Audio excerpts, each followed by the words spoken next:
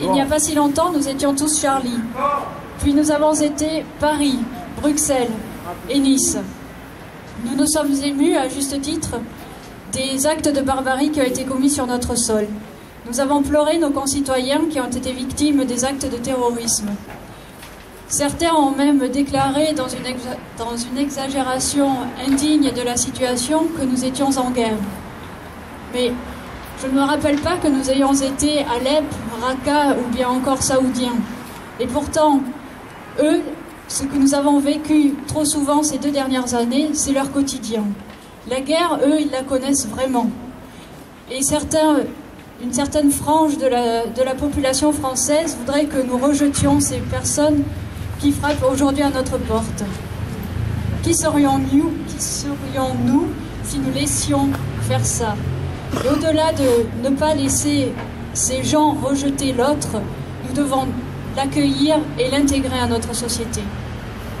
Oui, c'est l'histoire de la France et des Landes, comme l'ont rappelé Daniel et Gérard, qui nous y oblige aujourd'hui. Montrons que les valeurs que nous a apportées cette histoire de France, à savoir la liberté, l'égalité et la fraternité, ne sont pas vaines. Mais réagissons et agissons aussi tout court, tout simplement parce que nous sommes humains. Et l'humanité, ce n'est pas le rejet de l'autre. Au contraire, c'est la volonté de le connaître et d'apprendre de lui.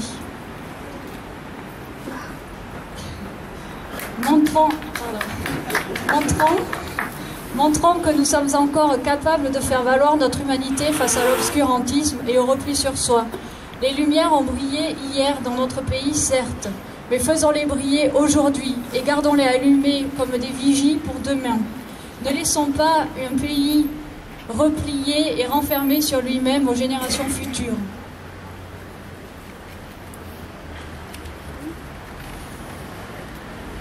Non, accueillir l'étranger...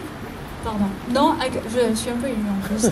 Non, accueillir l'étranger, ce n'est pas menacer l'identité française ni l'affaiblir. Parce que, de toute façon, l'identité française au singulier, ça ne veut rien dire. L'identité française, elle est multiple et nous avons chacun la nôtre. Et dans notre multiplicité, nous sommes réunis par un socle commun de valeurs républicaines qui permettent le vivre ensemble. Ce sont les Français qui ne respectent pas ces valeurs républicaines qui, eux, s'inscrivent hors de notre système. Alors partageons ces valeurs avec l'étranger. Montrons-lui qu'elles ne sont pas simplement inscrites sur le fronton de nos mairies ou dans notre déclaration ou bien encore dans notre constitution, mais qu'elles nous constituent bel et bien en tant qu'êtres humains.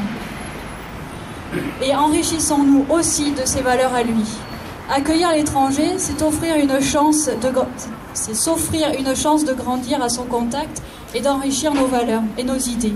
Accueillir l'étranger, c'est être fier d'être français et c'est vouloir faire honneur à notre pays qui n'est grand et beau que lorsqu'il est ouvert au monde. Alors soyons ouverts dans les Landes et montrons-le. Les Landes sont des terres d'accueil. Nous appelons les maires landais à agir.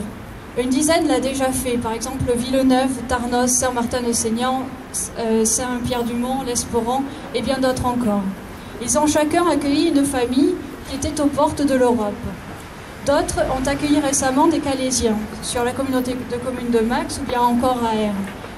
C'est déjà très bien et nous les en remercions, mais c'est bien loin d'être suffisant. Combien de familles restent encore parquées dans des camps aux portes de l'Europe qui n'ont rien à envier à Calais? Ce sont plus de 300 familles que nous pourrions accueillir dans les Landes et nous devons le faire. Nous appelons aussi les élus locaux et parlementaires à anticiper les prochaines migrations politiques auxquelles s'ajoutent déjà les migrations climatiques, qui ne sont pas à laisser de côté et qui sont à bien prendre en compte. Enfin, nous appelons chacune et chacun à ne pas céder face aux sirènes de la facilité, du rejet et du racisme. Par respect pour notre histoire, préparons le monde de demain du mieux possible en le préservant de l'obscurantisme grâce à nos lumières.